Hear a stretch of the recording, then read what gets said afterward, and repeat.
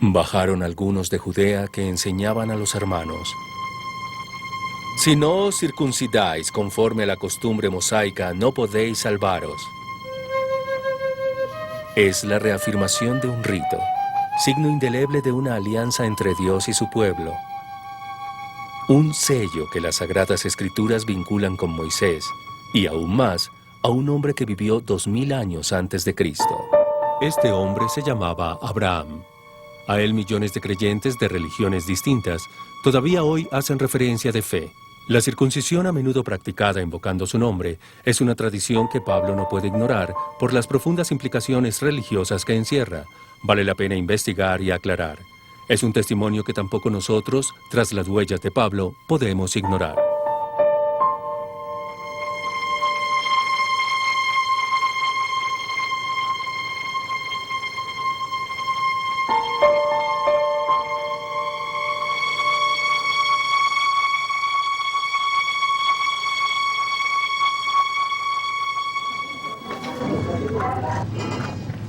Şanlıurfa, Turquía, Anatolia suroriental, en un día cualquiera del año. Fieles provenientes de todo el Medio Oriente están ante una pesada reja que, según tradición, esconde el lugar donde Abraham habría nacido. Su nombre se invoca por todas partes, en los edificios religiosos, en la orilla del pequeño lago poblado de peces considerados sagrados, en la escuela donde el maestro transmite la devoción. Abraham, Jalil Alá, el amigo de Dios, fue circuncidado a los 80 años. Reza un verso del profeta Mahoma. Jerusalén ante el hotel, lo que queda del muro occidental del templo de Herodes el Grande. El recuerdo de Abraham también está aquí. Las oraciones de los judíos, acompañadas de movimientos rítmicos del cuerpo, traen a la memoria al que es considerado padre de las tres religiones monoteístas. Os circuncidaréis la carne del prepucio, y eso será la señal de la alianza entre yo y vosotros, dice Dios a Abraham en el primer libro de la Biblia. Isparta, Turquía, en la región de Tauri, un viernes al final del verano. La ciudad vive momentos de particular animación. El nombre de Abraham está presente en las cantilenas y en las plegarias que acompañan una ceremonia comunitaria. Se trata del rito de la circuncisión. ¿Por qué perpetuar una práctica que viene de tan lejos como la misma historia del hombre? ¿Por qué aquel ritual celebrado, aún hoy, entre los judíos al 8º día del nacimiento? ¿Quizá un signo de pertenencia? ¿Una práctica higiénica? ¿Una iniciación a la virilidad y al matrimonio? ¿La consagración del propio poder generador? Abraham, el amigo de Dios de los musulmanes, el escogido por el Señor para la alianza con el pueblo judío, certifica y perpetúa solemnemente la alianza con Dios a través de este rito que llega hasta nosotros.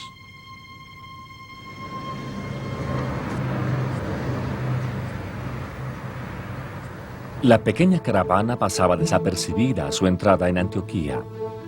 Solo los guardias, que desde la colina de Silvio señalaban cualquier movimiento a la entrada o salida, habían puesto al corriente al jefe de la guarnición de la ciudad sobre la llegada de algunos venidos de Judea. Pablo y Bernabé se enteran. Los discursos de estos forasteros judeocristianos, miembros de la secta de los fariseos, convertidos en creyentes, pero aún fuertemente apegados a la ley de Moisés, son escuchados y engendran seguidores. No se limitan a enseñar, sino que van repitiendo a los hermanos: si no os circuncidáis, no podéis salvaros. Es inevitable para Pablo y Bernabé contestar una afirmación que propone a los paganos como única opción la integración total en el judaísmo, cuya expresión radical es la circuncisión. La discusión se enciende. No se ven soluciones.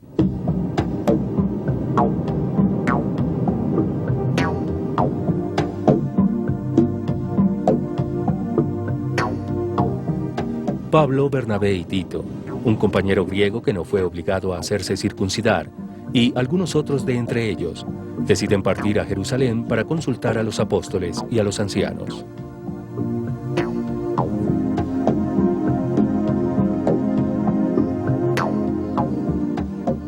El camino es aquel que baja de Antioquía de Siria a lo largo de la costa mediterránea. Atraviesa Fenicia y Galilea antes de llegar a Cesarea Marítima en Samaria y conectar con Jerusalén. Poco más de 500 kilómetros recorridos naturalmente a pie.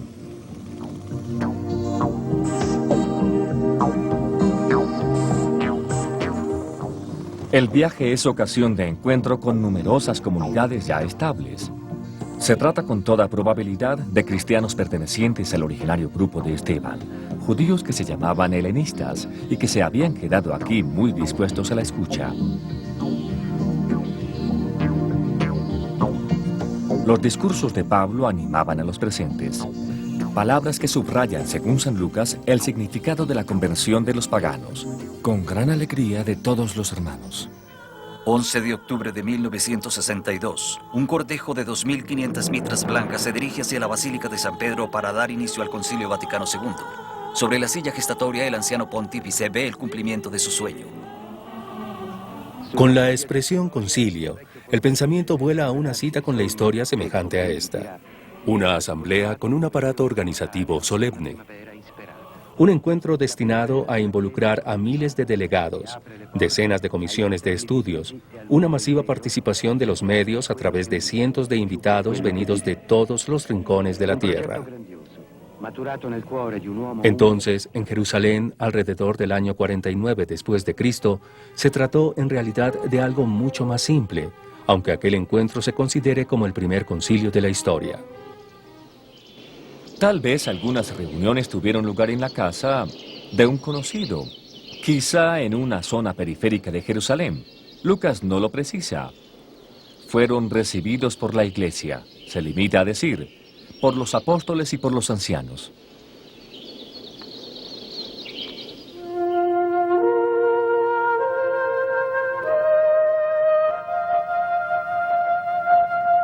Contaron todo lo que Dios había hecho por medio suyo. Lucas parece introducir un diálogo tranquilo. Es el testimonio de los primeros años de evangelización, la estadía en Chipre, el mensaje cristiano proclamado en Antioquía, en Pergue, en Iconio, en Derbe y en Listra.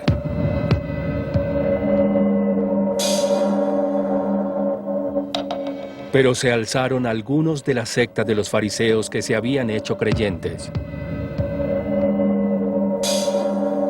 De repente explota la discusión, casi una confrontación provocada por algunos custodios inflexibles de la ley de Moisés. Es el momento de escoger. Por una parte, los judeocristianos que piden a los paganos adherentes al Evangelio el paso por la circuncisión y la observancia de la ley. Por otra, Pablo y los suyos, que ofrecen una libertad evangélica que libera en el nombre de Cristo y que se concede a todos sin distinción.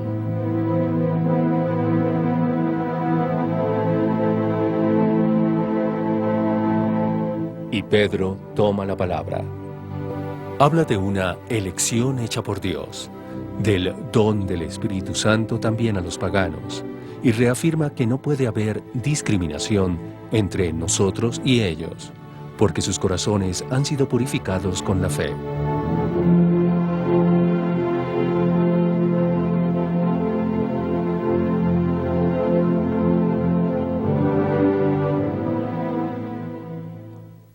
El discurso de Pedro en Jerusalén representó toda una gran mediación, pero al mismo tiempo una gran innovación y abrió el Evangelio a los gentiles, es decir, al mundo entero. No se considera ya necesaria la circuncisión para hacerse cristiano, basta la fe en Jesucristo y el bautismo. Pedro cumplió un papel de conciliador entre posiciones opuestas, pero igualmente realizó un giro, como se dice, el primer gran giro en la historia del cristianismo.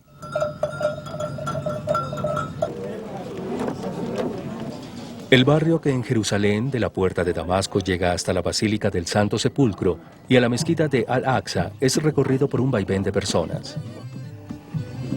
La sangre derramada de un cordero o una cabra difunde en el aire un olor penetrante. No comeréis la carne con su vida, es decir, con su sangre.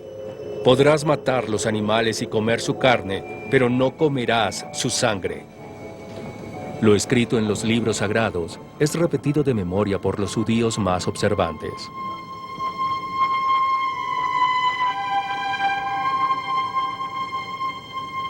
Las palabras de Pedro corren el riesgo de dividir la asamblea. Hay un silencio tenso entre los asistentes. Santiago, jefe de la primera comunidad de Jerusalén y representante de los ancianos, se da cuenta de que ha llegado el momento de mediar y propone cláusulas.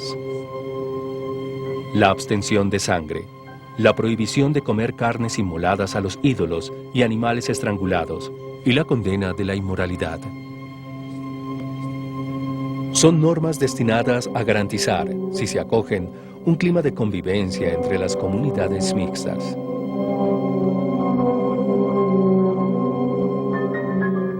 Pablo acepta. Lo que cuenta para él es el reconocimiento de la legitimidad de su papel de apóstol de los gentiles, la proclamación del Evangelio, entre los judíos a Pedro, entre los paganos a Pablo. Y de parte de los que eran tenidos por notables, nada nuevo me impusieron, es su conclusión. El camino de regreso a Antioquía se presentaba una vez más largo y fatigoso.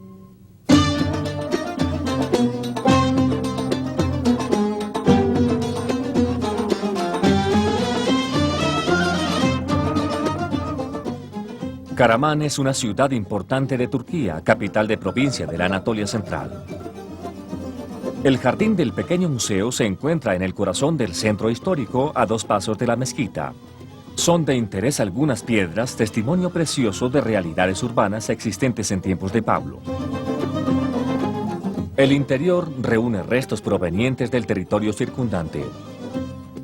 Cuentan los momentos más significativos de la historia local en el curso de los siglos.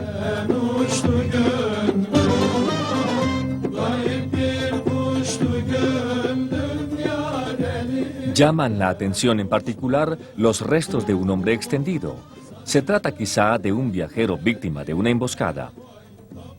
Una situación frecuente en tiempos de Pablo.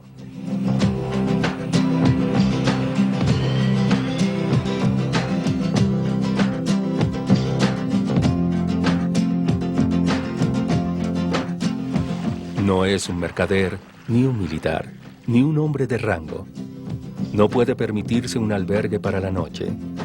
Avanza a pie, a menudo solo, recorriendo los largos caminos romanos y, cuando es necesario, los senderos más agrestes. Se considera a veces como predicador, a veces como profeta, a veces como testigo de las creencias y de los cultos más disparados. No tiene espuela fija y anda con ropas gastadas, bastón y una alforja. Vive en pobreza, sin patria, sin familia, sin casa, al margen de la sociedad existente, extraño a las instituciones oficiales. Pablo se presentaba como uno de estos.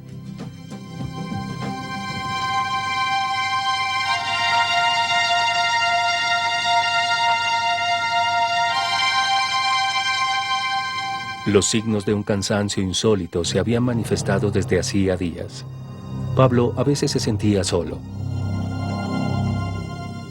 Bernabé ya no estaba con él. Aquella presencia silenciosa le hacía falta, si bien Silas, el nuevo colaborador que le acompañaba por primera vez, era paciente y disponible.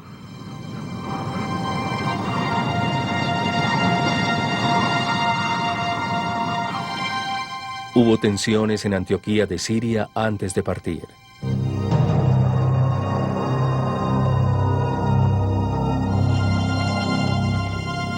La propuesta, por parte de Bernabé, de Juan Marcos como acompañante no había sido aceptada por Pablo.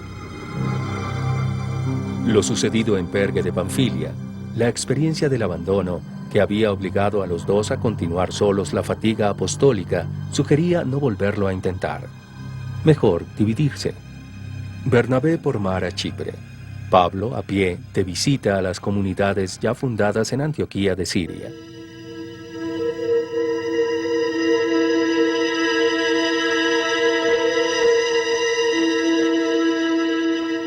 Pablo y Silas se dirigen al norte, siguiendo la vía romana que corre derecha por el valle de Oronte. Vienen los primeros contrafuertes del Tauro, y una vez más las puertas cilicias, paso obligado para hititas, persas, macedonios, griegos y romanos. A Listra los acompaña Timoteo, un joven que Pablo conoce hace 3 años y que a pesar de su edad había querido ya unirse a él y a Bernabé. Pablo, Silas y Timoteo se internan cada vez más en los territorios del este hasta la frontera con Frigia y la región de los Gálatas.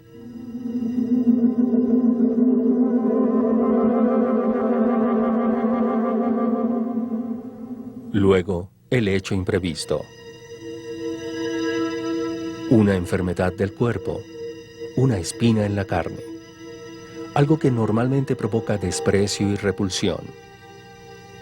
Los detalles son escasos, solo la mención. Estudiosos de todos los tiempos han formulado conjeturas diferentes y a menudo fantasiosas. La espina en la carne podría representar la oposición continua de los judíos, o bien una enfermedad propiamente dicha, malaria, dolor de muelas, sordera. Un pequeño tratado de patología médica. Pablo, mucho más sencillamente, interpretará su enfermedad como una prueba querida por el Señor.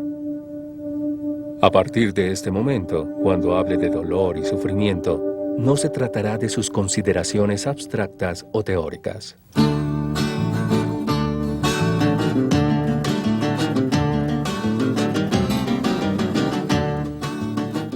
Se dirigían hacia Bitinia, pero el Espíritu de Jesús no se los permitió. Así que atravesada la Bitinia, bajaron a Tróade, concluye Lucas en su relato.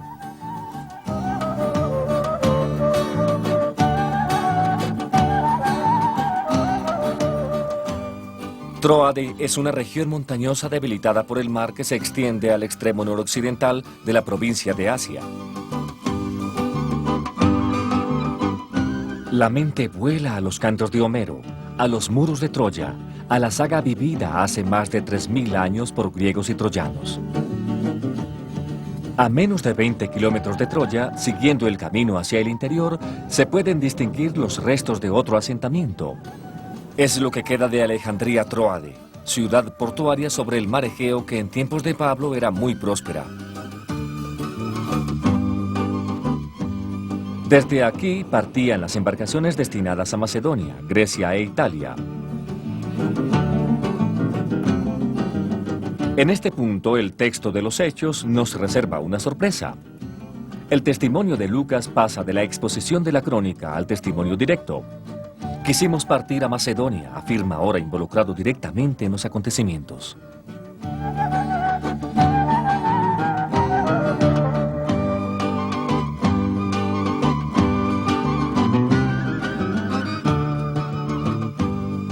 Es un día de verano del año 50. Sopla un viento céfiro que garantiza velas extendidas.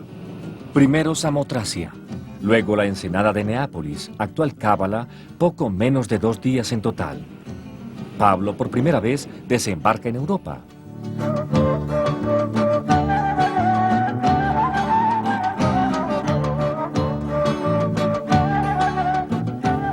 La ciudad de Neápolis se recoge en torno al muelle donde atracan las naves y se extiende apenas un poco tierra adentro.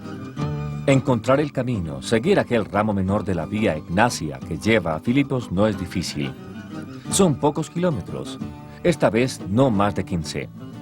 Las estructuras de Filipos, una de las ciudades más importantes de Macedonia, se divisan bien pronto en el horizonte. La ciudad de Filipos, como ha llegado a nuestros días, es una vastísima área arqueológica llena de monumentos y restos. Filipos fue fundada por Filipo II, padre de Alejandro Magno, y ha aportado muchos descubrimientos dignos de mención, como por ejemplo un foro recubierto en mármol, una biblioteca, 2 fuentes, un teatro y los vestigios de 3 grandiosas basílicas con un baptisterio anexo. Todas estas construidas en el siglo IV después de Cristo.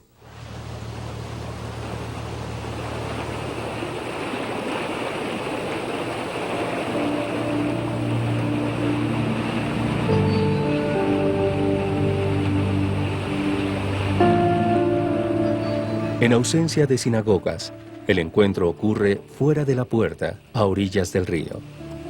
Quizás se trataba del Ganguite, un torrente que aún corre a un par de kilómetros fuera de la ciudad. Es sábado y algunas mujeres están reunidas.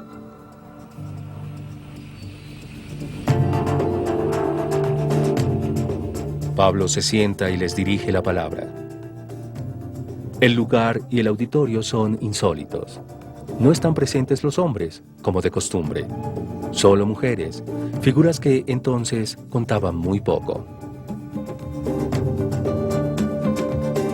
La iglesia es de construcción reciente. Está dedicada a Lidia, una mujer de Tiatira, ciudad de Asia Menor, famosa por sus tintes. Lidia aquel día se había detenido a escuchar. Es una comerciante de púrpura que había alcanzado una cierta emancipación y que, un hecho raro en su época, sabe tomar decisiones sin consultar a nadie.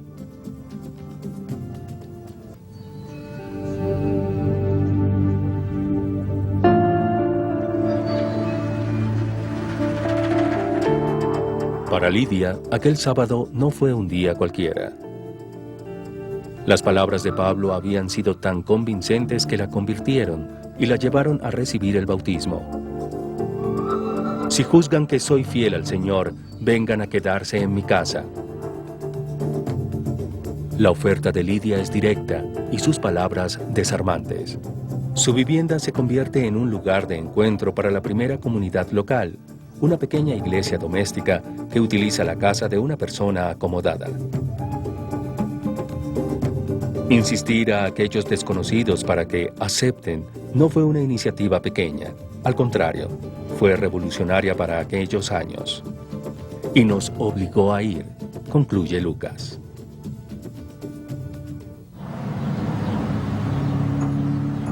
El acceso está bloqueado por una reja. El ambiente es pequeño, despojado e inhóspito. Según la tradición, se trata de la prisión de Pablo, el lugar en que aquella noche ocurrieron hechos misteriosos y dramáticos.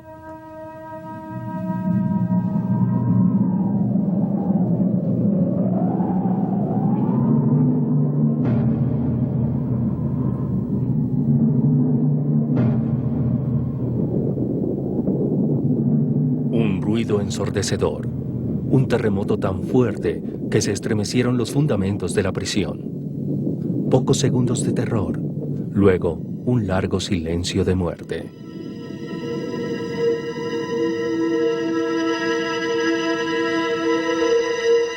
Se hace de día y un viento ligero acaricia las casas derrumbadas, las ruinas que testimonian lo ocurrido pocas horas antes. En aquella cárcel se habían vivido aquella noche momentos de miedo. Los himnos cantados por Pablo y Silas se habían interrumpido de improviso. Hacia la medianoche, por aquel terrible estruendo que había abierto las puertas y roto las cadenas. Ahora también la desesperación del carcelero se ha aplacado. Pablo y los demás, sorprendentemente, no se han alejado. Aquellos detenidos, ahora liberados del cepo, que antes le representaban un problema tan grave que pensó en el suicidio, ahora por boca de Pablo le dan consuelo.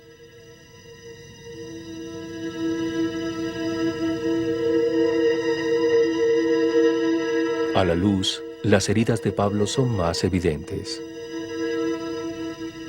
Manos piadosas, las del carcelero ayudado quizá por alguna mujer compasiva, lavan las llagas.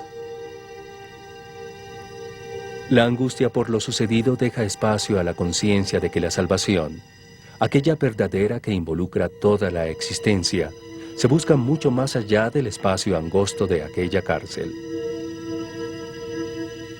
El bautismo del carcelero y de su familia ocurre pronto, en plena noche, en aquella casa. Y a pesar de lo sucedido, la rápida sucesión de los acontecimientos y de la hora tardía, la mesa es preparada por el mismo carcelero como jefe de casa, lleno de alegría junto a los suyos por haber creído en Dios.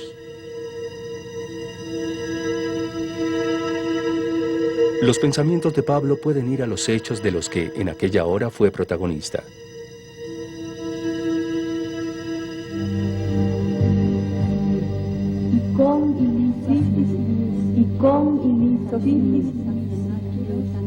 El camino que conduce al lugar de la oración.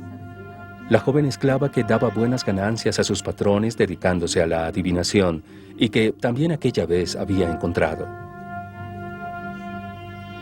Y el fastidio producido por aquellos gritos cada vez más fuertes. Y finalmente, la orden impartida por Pablo mismo para que aquel espíritu saliera de ella. Luego, la rebelión de los patrones de la esclava adivina por la ganancia perdida, la condena apresurada de los magistrados y la cárcel. Después, aquel viento, aquel ruido, la sacudida y los cepos rotos.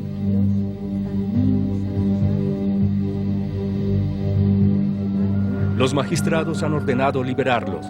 Salgan y váyanse. En la ciudad, aún desierta, el mensajero había traído la orden con mucha prisa. Ahora había preocupación por lo sucedido.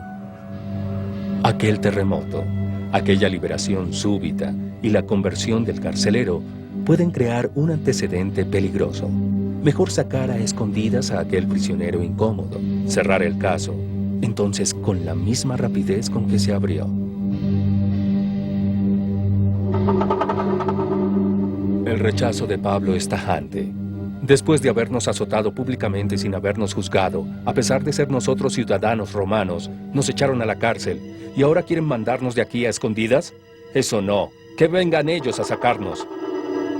Al oír que eran ciudadanos romanos, los magistrados vinieron, se excusaron y les rogaron que dejaran la ciudad. Justo el tiempo para el último encuentro con los hermanos en casa de Lidia, las recomendaciones de costumbre y una exhortación. Y luego partieron, concluye Lucas.